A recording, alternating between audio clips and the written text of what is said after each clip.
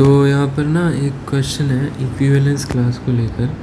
तो as you know कि equivalence class कुछ नहीं होता है, एक इक्विवेलेंस रिलेशन में ए कॉमा बी है ना, अगर तो equivalence class of A is simply B, या फिर अगर ए कॉमा बी है, ए कॉमा सी है, ए कॉमा डी है, तो ए डालने पर क्या आ रहा है, वही तो है ना इक्विवेलेंस क्लास, और कुछ नहीं। ठीक है, तो वहाँ पर बी सी डी हो जाएगा। अब मेरा क्वेश्चन है कि number of elements in A n है। ठीक है, तो मैंने एक सेट ए मान लिया जिसमें A1 से लेकर AN तक एलिमेंट्स हैं। अच्छा, A is related to B, यानी कि कोई रिलेशन है A comma B such that मतलब A comma B belonging to A cross A। ठीक है, ये एक रिलेशन है। अच्छा, A किसी भी तरीके से B से रिलेटेड हो सकता है, यहाँ पे कुछ दिया नहीं है, जैसे कि पहले मैंने कहा था A माइनस बी 3n होना चाहिए, तो ऐसा कुछ हो सकता है, पर यहाँ पे दिया नहीं है, तो नहीं दिया तो ज़रूरत नहीं होगी डेटा की, है ना। बस रिलेशन डिफाइंड कहाँ है, A टू A। ठीक है जी, मुझे ना जैसे देखो रिलेशन में बहुत कुछ आ सकता है, जैसे कि मान लो A1 कनेक्टेड है A2 से, A1 कनेक्टेड है A3 से, अब मान लो A2 कनेक्टेड है A3 से, है ना। तो ऐसे ही बहुत सारे आ सकते हैं, इक्विवेलेंस रिलेशन बनेगा। तो अगर मैं तुमसे बोलूँ इक्विवेलेंस क्लास ऑफ A1 क्या है, तो यहाँ पे दिख रहा है A2 और A3 है ना, A2 कॉमा A3। उसी तरह इक्विवेलेंस क्लास ऑफ A2 क्या है, तो अभी जो लिखा है उसके हिसाब से तो सिर्फ A3 है ना, A3। तो मैं ये कह रहा हूँ कि मुझे इन सभी इक्विवेलेंस क्लासेस का इंटरसेक्शन चाहिए, यानी कि एक सेकेंड, यहाँ पे मुझे लिखना चाहिए for all A belonging to A। ठीक है, यानी कि A1 से लेके AN तक जितने भी है ना, सभी इक्विवेलेंस क्लासेस का इंटरसेक्शन क्या होगा ये बताना है ना। The intersection can be anything, है ना, जैसे कि इंटरसेक्शन हमारा सेट A आ सकता है, इंटरसेक्शन हमारा फाई आ सकता है, कुछ भी आ सकता है, तो ये बताना है क्या है। अब क्वेश्चन को पढ़ते हैं कि नंबर ऑफ एलिमेंट्स n है, A रिलेटेड टू B है ना, और रिलेशन A क्रॉस A का सबसेट है। इक्विवेलेंस रिलेशन है, यानी कि रिफ्लेक्सिव भी होगा, सिमेट्रिक भी होगा और ट्रांजिटिव भी होगा, है ना। ये क्या दे रखा है, if R is subset of A cross A, R is proper subset दिया है, देखना यहाँ पे, यानी कि R कभी भी A क्रॉस A के इक्वल नहीं हो रहा है। ठीक है, ये भी डेटा नोट कर लिया, R is never equal to A cross A, not equal to, proper subset है। तो बताना है कि सभी इनका इंटरसेक्शन क्या होगा। चलो ठीक है, अब देखो दिमाग लगाओ, पहले अपना कुछ कुछ करो, उसके बाद सॉल्यूशन भी देखो। हाँ, मैं कह रहा हूँ कि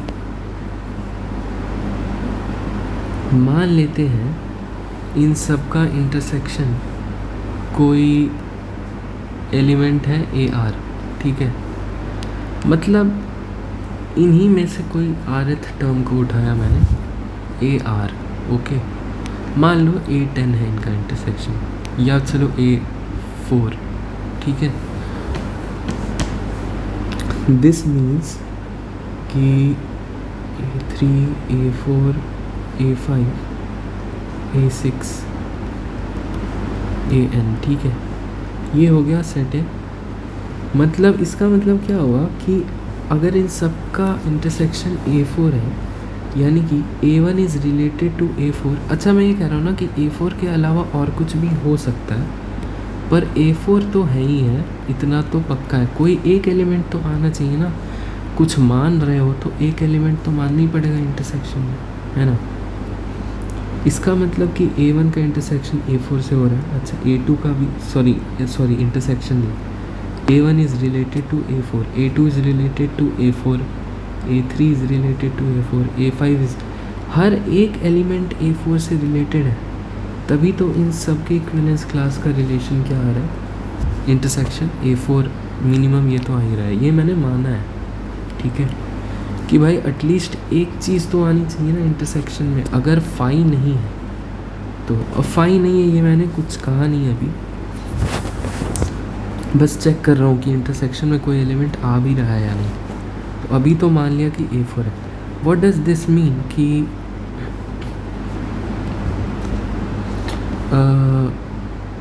A1, A4 आएगा, है ना। अच्छा, A4, A1 भी आएगा क्योंकि इक्विवेलेंस रिलेशन है। अच्छा, इसी तरह A2, A4 आएगा, है ना। इसी तरह A4, A2 भी आएगा क्योंकि सिमेट्रिक करना है ना भाई इक्विवेलेंस रिलेशन को। अब तुम देखो A1, A4 है, A4, A2 है, तो A1, A2 भी तो आना चाहिए ना। अच्छा, इसी तरह से अगर मैं कुछ भी लूँ, जैसे कि अब इसकी जगह मैं A3, A4 लूँ, जो कि आ रहा है as A3 is related to A4 according to our assumption, तो A4, A3 भी तो आना चाहिए, सिमेट्रिक है। अच्छा, तो इस हिसाब से तो भाई A1, A4 आ रहा है, A4, A3 आ रहा है, तो A1, A3 भी एग्जिस्ट करना चाहिए क्योंकि ट्रांजिटिव है। अच्छा, इसका मतलब कि यहाँ पे A1 तो हर एक एलिमेंट से रिलेट करने लगा ना, हर एक एलिमेंट से, ऐसे ही करते करते सभी एलिमेंट से। उसी तरह हर एक एलिमेंट एक दूसरे से रिलेट करने लगेगा। दिस मीन्स कि जो रिलेशन है ना A, B, वो सभी A, B के लिए ट्रू होगा, जितने भी A क्रॉस A को बिलोंग कर रहे हैं। तो यानी कि ये चीज़ पॉसिबल तभी है जब R exactly equal to A cross A हो जाए, है ना। अच्छा, एज यू नो कि यूनिवर्सल रिलेशन तो इक्विवेलेंस होगा ही, क्योंकि उसमें तो सब कुछ आ गया ना, तो इक्विवेलेंस तो हो ही गया। तो ये हो तभी सकता है ना पॉसिबल। सुनो, इक्विवेलेंस क्लास का इंटरसेक्शन कुछ आ तभी सकता है जब रिलेशन एक यूनिवर्सल रिलेशन यानी कि exactly equal to A cross A हो।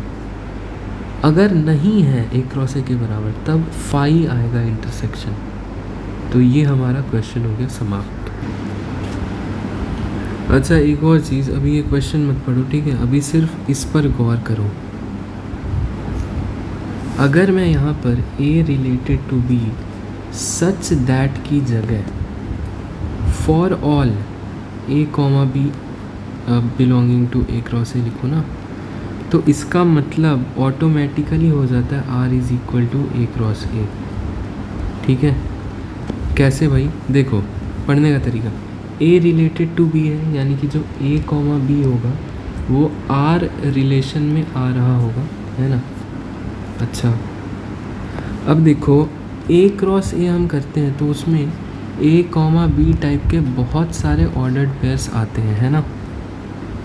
तो मैंने पहले ही लिख दिया for all A, B belonging to A cross A, यानी कि जितने भी A, B A cross A को बिलोंग कर रहे हैं वो सभी इस R में हैं, यानी कि वो सभी एक दूसरे से रिलेटेड है।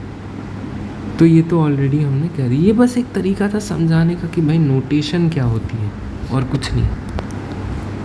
तो यानी कि अगर R is equal to A cross A है, यानी कि R is a universal relation on set A है, तो it can also be written as R is equal to A, B, है ना, for all A, B belonging to A cross A। इसको लिखने का ये तरीका भी है, A is related to B। मान लो इस रिलेशन को R की जगह मैं P बोल दूँ तो फिर A, P भी लिखना होगा, समझ रहे हो? ये बहुत बेसिक बातें हैं।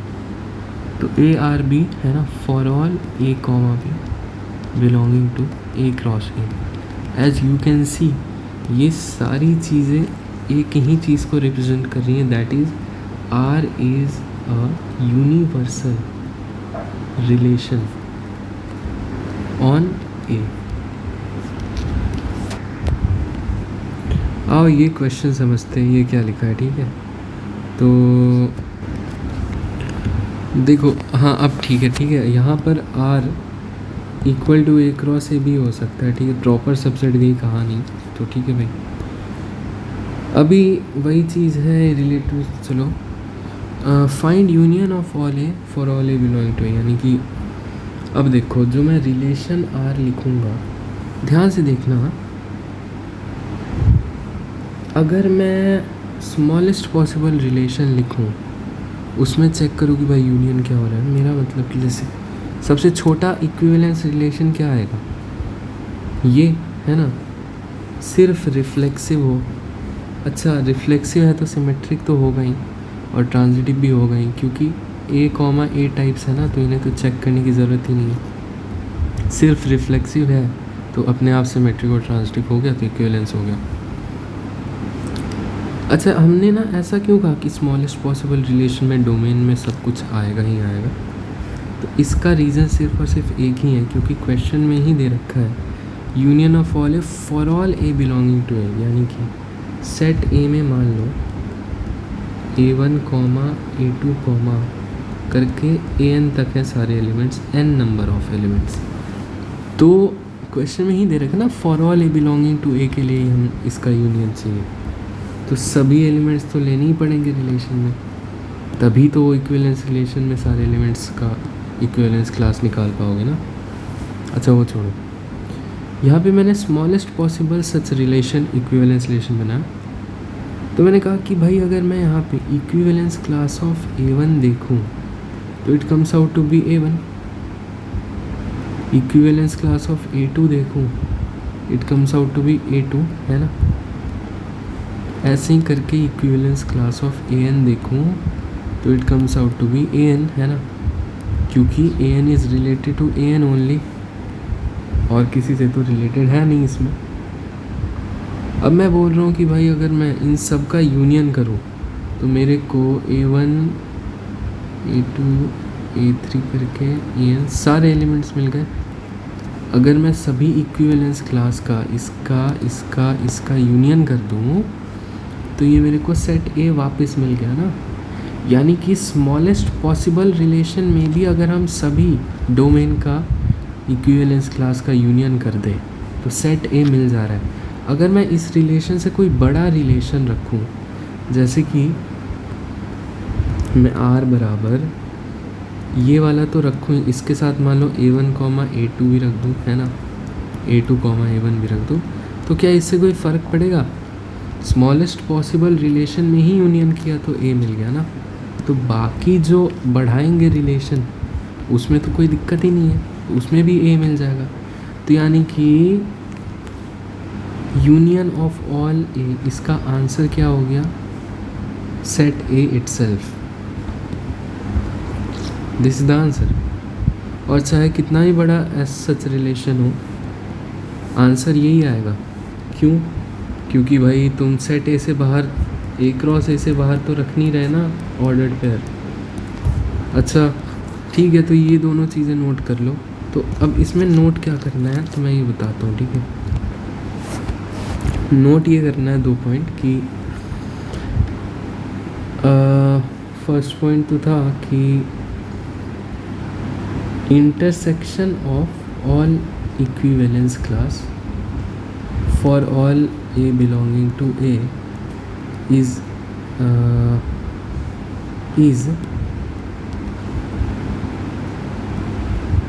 phi if R is a proper subset of A cross A, and second कि may not be मतलब सेकेंड में है ना कि नॉट इक्वल टू फाई भी हो सकता है अगर R equal to A cross A हो जाए तो मतलब तुम्हें ये बस एक पॉइंट नोट करना है, is phi if R is a proper subset of A cross A। Second point क्या नोट करना है कि union of all A for all A belonging to A is set A itself. अच्छा ये दोनों पॉइंट्स काम तो नहीं आएंगे, ये दोनों पॉइंट्स तो मुझे लगता है कहीं आगे काम है ना मैथ में। पर ये ऐसे ही रिलेशन में बढ़िया पॉइंट लगा तो मैंने सोचा कि चलो इसे प्रूव कर लेते हैं।